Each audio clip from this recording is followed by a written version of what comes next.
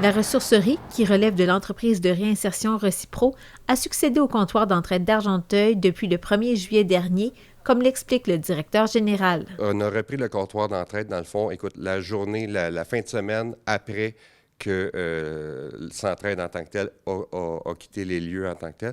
Je vous dirais que malgré le fait qu'il n'y a pas eu vraiment de transition entre les deux équipes, on a quand même une bonne entente avec eux autres. Fait qu'on a quand même eu un bon support, surtout en particulier avec Centraide, qui nous a vraiment aidés puis qui nous continue à nous aider avec le local, avec des choses comme ça.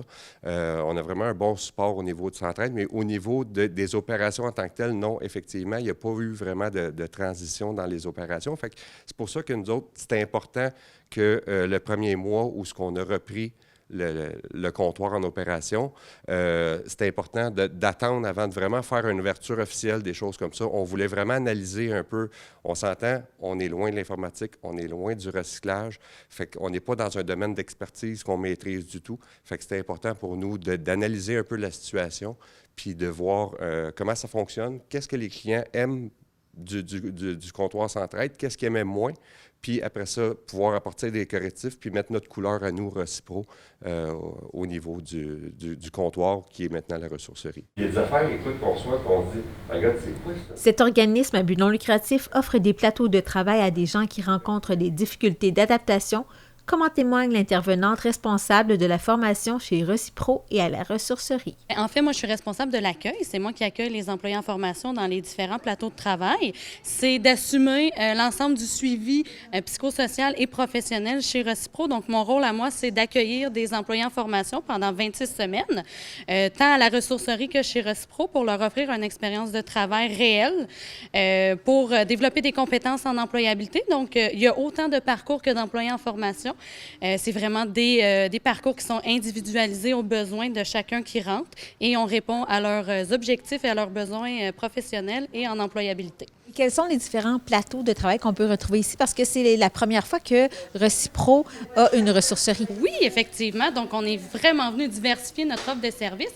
Avant, Recipro, c'est vraiment du démantèlement de matériel informatique, une job un petit peu plus manuelle en usine, ce qui ne convenait pas nécessairement à tout type de clientèle. Donc, à la ressourcerie, différents postes qu'on peut avoir. On a des postes service à la clientèle, donc apprendre à communiquer avec le client, service au niveau de la caisse, service à la clientèle, etc. On a aussi des postes comme trieur, étiquetage, donc vraiment de recevoir l'ensemble du matériel qu'on a ici, que ce soit du linge, des articles de cuisine, d'apprendre vraiment à faire un tri de qualité pour pouvoir les redistribuer dans la communauté. Donc, c'est vraiment très varié ce qu'on offre ici comme plateau de travail. Bien, moi, c'est David Béchard. Depuis plus de 2 mois en poste, David Béchard est l'un des 5 employés permanents de cet endroit. Je dirais que ça se déroule super bien. C'est sûr que c'est un nouveau défi. Moi, avant, là, j'étais formateur chez Recipro. Puis, sinon, c'est ça, c'est beaucoup de nouveaux défis. C'est extrêmement le fun. En tout cas, moi, je trippe bien en ce moment-là. Puis l'accueil des gens, parce que c'est quand même un changement de garde après plusieurs années. Oui. Centraide, on change pour la ressourcerie de Recipro. Donc, est-ce que les gens, comment ils ont accueilli cette nouveauté? Je vous dirais qu'ils étaient très contents, qu'ils savent que c'est nous autres qui a repris le comptoir. Avec la réputation de Recipro là, auparavant, avec la réinsertion et tout. Ils étaient très contents, ils savaient que ça s'en allait à bonne main. Là. Après une analyse de la situation, le directeur général a effectué quelques changements au sein de cet organisme à but non lucratif. Ce qui ressortait beaucoup au niveau des clients, c'était au niveau des prix de certains articles qui étaient un peu élevés, qui trouvaient qu'ils étaient un peu élevés et tout. Il y a aussi au niveau le look bazar un peu, si on veut, qu'on disait que, bon, c'était moins organisé, c'était moins... il y avait beaucoup de pêle-mêle un peu sur certaines choses. Fait que ça a été un de nos premiers mandats. On s'est assis, on a analysé la situation un peu, on a vu, OK, comment on peut faire pour créer des départements clairs? C'est un peu ce qu'on a fait présentement. Il reste encore du travail à faire, mais c'est un peu ce qu'on a fait présentement. Il y a le département sport qui a été créé, qui n'existait pas avant. On a déplacé les meubles vers d'autres locales pour être capable de pouvoir rentrer plus de matériel comme la vaisselle, des bibelots, des choses comme ça. Fait que, tu sais, à première vue, quand on rentre aujourd'hui, comparativement à ce qu'on est déjà venu dans le passé, on dirait qu'on a l'impression qu'il y a moins de stock, mais il y a beaucoup plus de stock parce que justement, ça a été mieux organisé avec des étagères, avec des choses comme ça, qui font en sorte qu'on est capable de rentrer beaucoup plus de matériel qu'il y en avait avant. Et comment vont les ventes jusqu'à maintenant? Justement, présentement, on est vraiment agréablement surpris. Non seulement la clientèle qu'il y avait auparavant avec le comptoir Centraide a demeuré, a resté. Puis non seulement ça, mais en plus, on est allé chercher de nouvelles clientèles aussi. Une clientèle qui venait un peu moins dans les derniers temps, qui ont recommencé à venir et on a vraiment des bons commentaires. Jusqu'à présent, je ne vous cacherai pas que je suis un des premiers qui fait le tour des spotted puis des affaires-là pour voir des fois si on est mentionné à quelque part, pour voir les commentaires. Pour nous autres, c'est hyper important que la communauté, dans le fond, on s'entend, le comptoir, la ressourcerie aujourd'hui, c'est pour la communauté.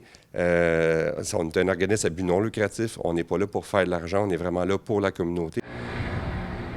L'organisme compte présentement 5 employés en réinsertion et 2 autres qui s'ajouteront la semaine prochaine, mais l'objectif est plus élevé. On vise une dizaine d'employés en formation. C'est sûr qu'actuellement, il ne faut pas se cacher qu'on est dans un contexte de pénurie de main-d'œuvre. Donc, on n'a peut-être pas autant d'employés en formation qu'on le souhaiterait. Donc, je lance l'invitation à tous. Oui, et comment les gens peuvent postuler?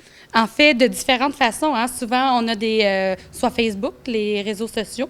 On a notre site Internet aussi, recipro.com, où il est possible d'envoyer des candidatures spontanées en ligne. Se présenter au 70 rue Simon, à la chute près de l'Encan, qui est Recipro, mais également ici, à la ressourcerie. Fait que soit en personne, soit téléphoner via Facebook ou notre site Internet.